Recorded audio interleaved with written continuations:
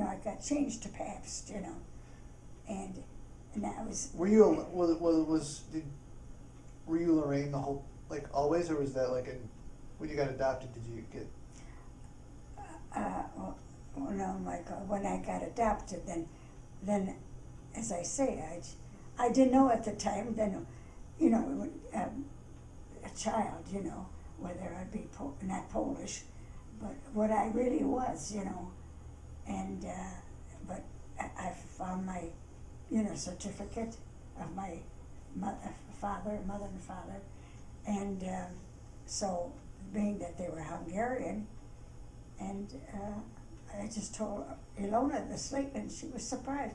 And in fact, Bernie was. He said, "I thought you were always Polish, I said, "No, we just moved from Pennsylvania, and and got into a Polish neighborhood, and you just picked up the name." Who moved from Pennsylvania? You were born in Akron, right? I was born in Ohio. Yeah, in Akron, right? Yeah, at Akron, Ohio. And then when I moved to, because my, my dad was a very good tool and die maker, so they hired him right away. And that's what, but like as I say, Michael, I just, you can't help but learn that, that, of course, my dad knew 4, 5, 6 languages. He was a very learned man. But anyway, so as I say, I was very thankful. But I often wondered, Michael, if, of course, I guess that he couldn't manage, to keep me, or what it was that he gave me in the orphanage. Your birth father. Yeah. Yeah. So anyway, now I want to know something about yours, about your life now, Michael. Well, no, you were going to tell me about that pony. Oh, the pony. Because you said you didn't like. Yeah. Oh, yeah. I got a pony and a cart. Now, living on the farm, Michael, my grandma grew a vegetable garden. Big one. Okay. She got me up at 5 o'clock in the morning to go out there and weed. Yeah. How old would you have been? Well, I was in high school then. Oh, okay. Yeah, about teenager. Uh-huh. And every summer I had to go and stay with her at the farm. And you didn't like it? Oh, I hated it. And then we had an outhouse. So. Well, at least it was the summer. Yeah. You wouldn't want to go out to the outhouse in No. December. But anyway, I was out there weeding all the time. That was your cure. Or go to the woods and watch the cows so they don't go in a different position. Because my grandma had cows, and in the pastures, but they had no fence over there. So I always had to go and watch them with a stick and and shoo them, but I had a dog with me. I had a dog. To help? So she helped me, yeah. And anyway. Well, what did you do? Did you have to whack the cows to get them to go back where they're supposed to? Oh yeah. Yeah. Just get in there and Did they moo at you? Yeah. That sounds hilarious. Yeah.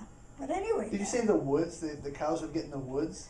Well, we had to part woods too, and so I had to watch that they didn't go in the wood part, just in the grazing area, Yeah. Why would a cow want to go in the woods? I don't know, but they like the grass, I had to stand there a good half a day, if not more, and as I say, so that they would graze on the grass over there. But in the meantime, I got smart. I would every once in a while see that they were our right. I'm sorry, kid.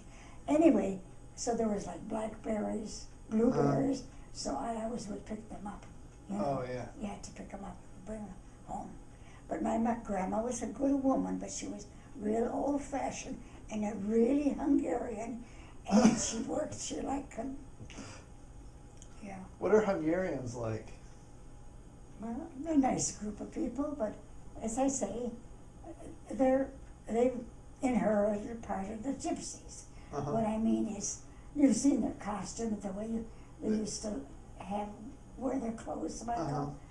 I don't remember that, see, Michael, but I know that that's what they did. In fact, when Ernie and I went to Europe together, and his girlfriend, you know, we went to visit Hungary, you know, Mm-hmm. and it was a beautiful town.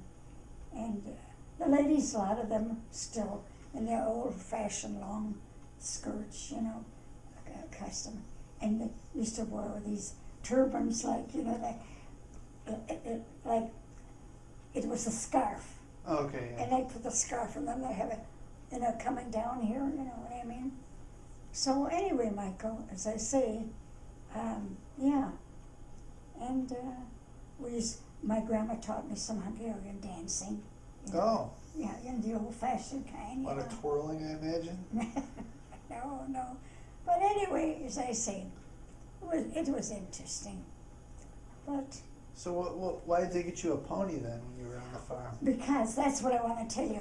The vegetable that she did, she would sell it in town. Uh-huh. In town. Port Huron. I don't know if you know where Port Huron is. Yeah. All right. But that's where her farm was. Oh. In Port Huron. We went there every weekend, you know. And as I say, she would give cucumbers, carrots, everything. Load them up on my little car, and I'd go to town with the pony Oh, yeah. and the wagon and the vegetables, and I'd give them there to sell. You didn't have to sell them yourself, did you? No. My grandma gave me a, amount that what I should get for the bushels, bushels. So you just give them to like a wholesaler or Yeah, something? yeah, Or... yeah. That's cool. And it was 2 miles away. Uh-huh. 2 miles. So I won the pony. It was a real nice, the cart, and then back of me, the vegetables. So I got, when I was out of my grandma's sight, I went, zoom! Get him. And he wouldn't do it. He wouldn't do it. He was the nicest pony, but coming back home, whoop! We were down there about 15, 20 minutes. Yeah. Because he knew he was coming home. But he didn't like to go on, like the vegetables, Yeah. So it was a slow poke thing. But coming back, I didn't even have to say, once I turned him around, Uh-huh. once I almost fell off the ride, because it started going before I even got on it to go back home. Oh, Lordy. Yeah, it was, when I think of it, it was funny, now, but at the time I didn't think so, Michael, But I used to go then someplace, if I want a neighbor or something, I'd take the cart and go to the farm. There was one girl that I got acquainted with. And, but anyway, but my grandma was, the real old-fashioned type of person. Yeah, but she was a good person. But anyway, so